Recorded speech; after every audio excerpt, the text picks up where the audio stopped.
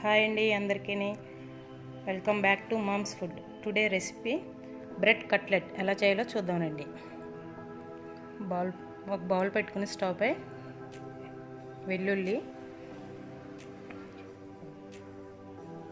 అల్లం, పోపు దినుసులు అన్నీ వేసుకుని బాగా ఫ్రై చేసుకోవాలి.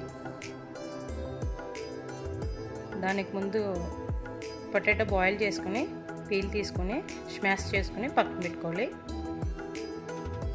కొద్దిగా సాల్ట్ వేసుకుని పక్కన ఉంచుకోవాలి దాన్ని. ఈ లోపల దీనిలో మనం కొంచెం పసుపు, టేస్ట్కి సరిపడగా సాల్ట్,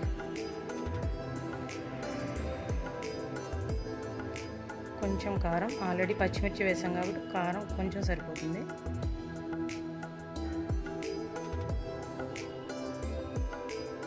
ఒకసారి కలుపుకొని మనం ముందు పక్కన పెట్టుకున్న స్మాష్ చేసి పక్కన పెట్టుకుని పొటాటోని దీంట్లో వేసుకొని 2 minutes or 3 minutes ఫ్రై చేసుకుంటే ఆల్రెడీ బాయిల్డ్ అయిపోయింది కాబట్టి ఎక్కువసేపు ఫ్రై చేయక్కర్లేదు.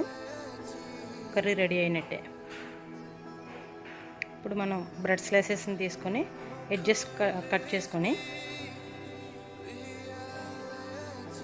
నీట్గా ఎడ్జెస్ కట్ చేసుకుని పక్కన పెట్టుకొని కట్ చేసుకున్న ముక్కల్ని మిక్సీ జార్లో వేసుకుంటే పౌడర్లా తయారవుద్ది. దాన్ని రెడీ చేసుకోవాలి. ఇప్పుడు మిల్క్ తీసుకుని కట్ చేసుకున్న బ్రెడ్ని అందులో డిప్ చేసి మనం ఇందాక రెడీ చేసుకున్న కర్రీని దీంట్లో పెట్టుకుని చుట్టూరు అడ్జస్ట్ చేసుకుని బాల్లా చేసుకోవాలి. కర్రీ బయటికి రాకుండా జాగ్రత్తగానే, లేకపోతే కర్రీ కానీ బయటకు వస్తే ఆయిల్ అంతా పాడవుతుంది. అలా తయారు చేసుకుని ఒక ప్లేట్లో పక్కన ఉంచుకొని ఇందాక క్రమ్స్ తయారు చేసుకున్నాం కదా, దాంట్లో దొర్లించుకుని లోపల డీప్ ఫ్రైకి ఆయిల్ పెట్టుకోవాలి. స్టవ్ మీద మరిగిపోయిన తర్వాత డీప్ ఫ్రై చేసుకుని, ఆయిల్ మరీ స్లోగా కానీ స్పీడ్గా కానీ కాకుండా మీడియంలో పెట్టుకుంటే ఆయిల్ ఎక్కువ పీల్చుకోదు.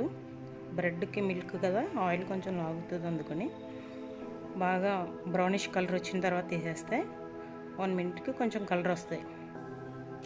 వేరే ప్లేట్లోకి తీసుకొని గ్రీన్ చట్నీ తయారు చేసుకుని లేదా సాస్తో కానీ టేస్ట్ చేయొచ్చు.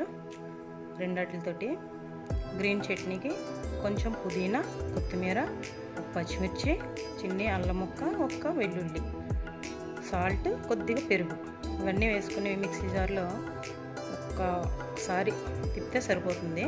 Green chutney ready. ఇష్టమైంది బ్రెడ్ కట్లెట్ రెడీ. టేస్ట్ చేయండి, చాలా బాగుంటుంది. అందరూ ట్రై చేయండి.